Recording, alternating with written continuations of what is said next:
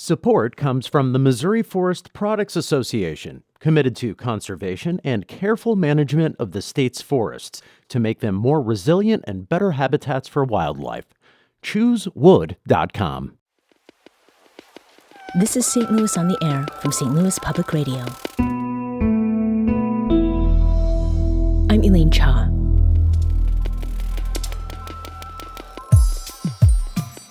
October's popularly spooky season, but when it comes to fans of horror, scary movies are great any month of the year. And with the recent surge in horror film popularity, there's no shortage of movies to enjoy for a frightfully good time. But what makes something not just spooky or creepy, but really horrific? Joining me in studio to talk about that, as well as share a few recs for flicks we should add to our horror film diet, we have Alex Rafi, Assistant Professor of Media Production at St. Louis University. Alex, welcome to St. Louis on the Air. Hi, I'm happy to be here. So, has there in fact been a horror resurgence, or is this broader mainstream, public just getting hipper to what's been out there? I think it's a mixture of the two. You have a lot more directors who are tackling horror in ways that are a bit unique, but also horror is a very popular genre. It's something that appeals to people widely, and it's been constantly popular in some way, shape, or form. Yeah. Now, how is it that you would define horror and give some specific attention to maybe what people get wrong about horror? Yeah, so I define horror as films that are meant to unnerve, scare, and disturb. And there's lots of different ways that you can do that. Oftentimes we've got an outsider protagonist. Oftentimes we're dealing with a setting that's a bit outside of the normal. Oftentimes, as people are well aware of, there's killings. But sometimes it's not about the death, right? It's about the pain that people are going through. Yeah. And it's a lens in which we can look at the social issues in our society and also individual issues that people have.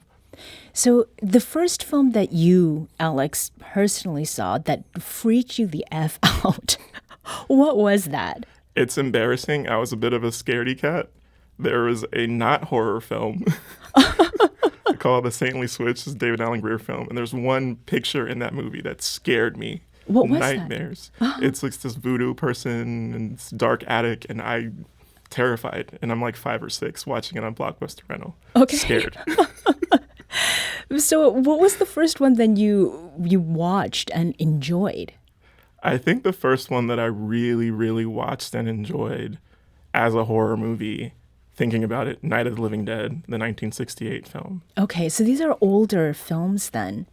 Yeah. Would you say that they sort of fit in with what people expect to be horror? And then what are some of the things that sort of qualify as horror, but maybe bring in some aspects that we might not necessarily think about right away?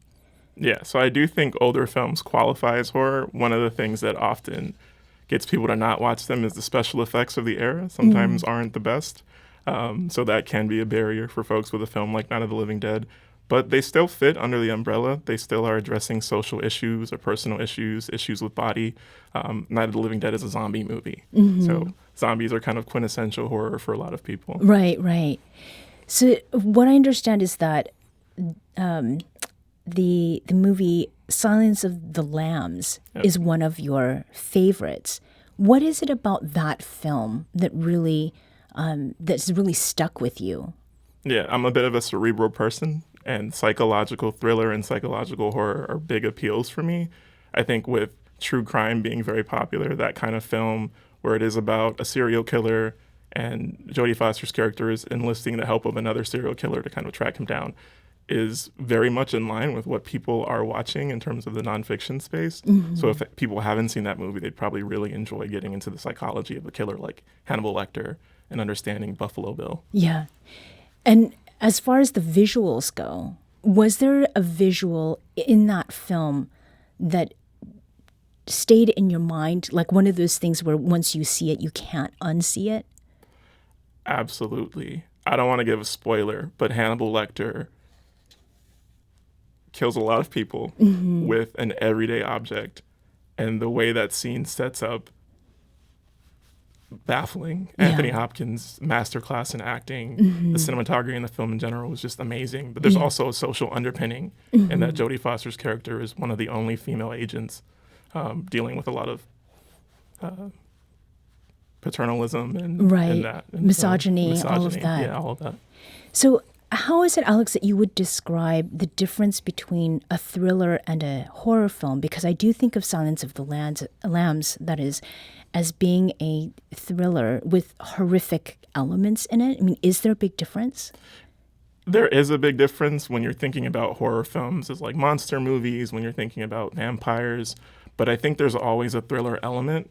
Film scholar Linda Williams calls horror one of the body genres, films that we feel very viscerally, that make us sweat, that give us goosebumps. And thriller is sort of in line with that. We're getting them from different reasons sometimes, but the suspense and rhythm that you need to tell a good thriller and to tell a good horror film are very similar. Yeah. So you mentioned visuals right away. I am not a fan of gory movies. I mean, if there's violence, if there's some purpose to it, then that is a little bit different. And it probably is no surprise that to me, what is scary isn't limited to what I see. It's also what I hear. Here's an example from the soundtrack of Jordan Peele's 2019 film, Us.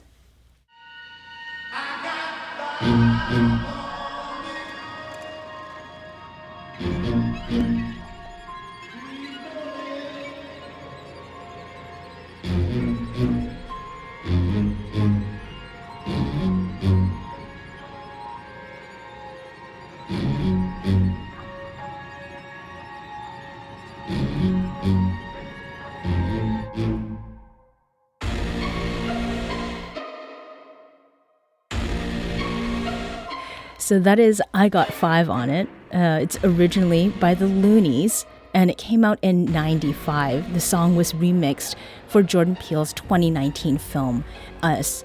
So this is a song that I used to listen to in college, like on full blast, a little Honda Civic. And when I heard this, it just like what we're hearing right now is sort of the classic horror sounds. For you, as someone who has made films and obviously enjoys them, what is scariest to you? Is it sounds? Is it characters? Is it settings? It's honestly the sounds. Sound is often what can separate lower budget and amateur films from the professionals, the masters. Sound is important, but there's also something that's really uneasy about movement.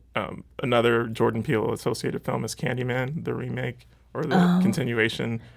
The trailers for that film are horrifying. They've got this silhouette puppetry with paper, and then the music is just terrifying. Mm-hmm. Yeah. And there's also something about the everyday. So that, I Got Five on It is familiar to me. Like taking what should be safe and normal and then twisting that around. What are some films that really do a good job of that? So this is a polarizing film in the Black community. I believe it's called The Strange Thing About the Johnsons. It's Ari Aster's one of his last films when he was still at AFI. And that really problematizes familiar relationships in ways that are grotesque and horrifying. Okay. Yeah. What is the sort of the basic description of that film? I kind of can't give it away. No? Like if I give you the description, the movie's kind of ruined. It's a short film. Okay, it's a short and terrifying. So, horror often is disregarded in major film and TV awards. What is it about horror that makes critics or general audiences maybe not take it seriously? And what is it that they're missing? So one of the downsides of the body genres in general, and that includes things like melodrama and comedy, is that because they are so appealing to the body, critics can easily write them off as being mass culture in ways that are kind of pejorative. Mm-hmm. But they miss out on the technical mastery required to do this well. Mm-hmm. You don't necessarily need amazing actors, but when you get amazing actors, you can create really, really amazing films. But you do need amazing direction to pull these off in ways that are satisfying or exciting and thrilling. Mm-hmm. There are lots of horror films that maybe aren't scary to some people, which is fine. Right. But to do it scary or do scary moments, you really do need to be a master of the craft to a degree. Do you think that some of the series that we've seen, you talked about zombies, earlier, like The Walking Dead, or like I think about Squid Game. I could not watch that. Yeah. Has the popularity of, scary series sort of encouraged greater interest in and consumption of horror? Yeah, I have to say that as part of it too, because horror becomes more mainstream in different ways. One of the things about television is you get to grow with characters.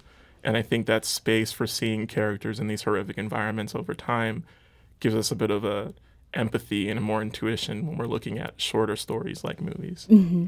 And do you think that there is a sort of American sensibility about horror that is not something that translates like in other cultures? I think there's a lot of violence under the surface in America, unfortunately, and there is a cathartic element of horror to some people. But I also think as a medium that allows us to interrogate those aspects of our society, horror is just appealing, whether it's the outsider horror, or the body horror, or social horror. Mm-hmm. All of it's there for us to kind of look at and experience. So as we move into some recommendations, I mean, is there an example of a film, whether it was made in the States or outside it, that seems to be almost universally freaky? Ooh, universally freaky. I think The Exorcist is pretty highly universally freaky. I think supernatural horror had a resurgence with films like The Conjuring, but I think The Exorcist, as a really high-grossing film that's highly acclaimed, is pretty universally freaky. Yeah. The idea of your child no longer being your child is scary. Mm-hmm. And it's been remade, right? Yeah, remade or rebooted. It's hard to tell. Would you see that the original one is scarier?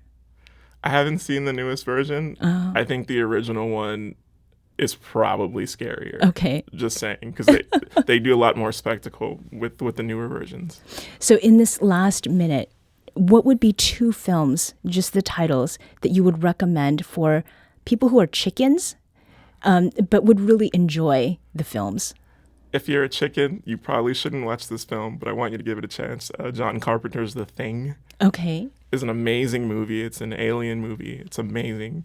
And then if you are a real chicken, action thriller, action horror like Prey, the more recent film that's kind of set in Comanche world, is pretty intense and satisfying in a lot of horror ways, but isn't necessarily scary. Alex Rafi is an assistant professor of media production at St. Louis University. Thank you so much for being here. Thank you.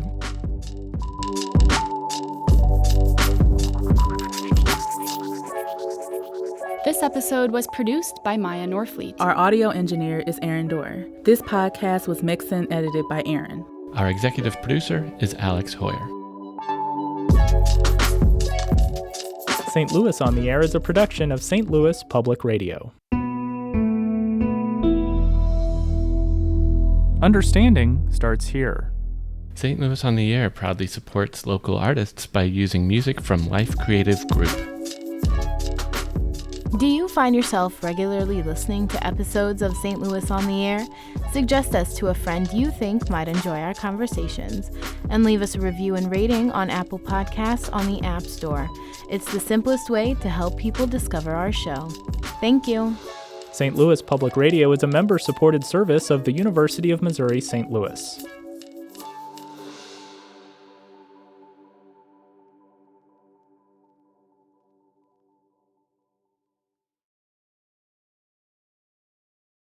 Support comes from the Missouri Forest Products Association, providing more than 41,000 jobs in the production of wood pallets, railroad ties, white oak barrels, hardwood floors, and more. Details at choosewood.com.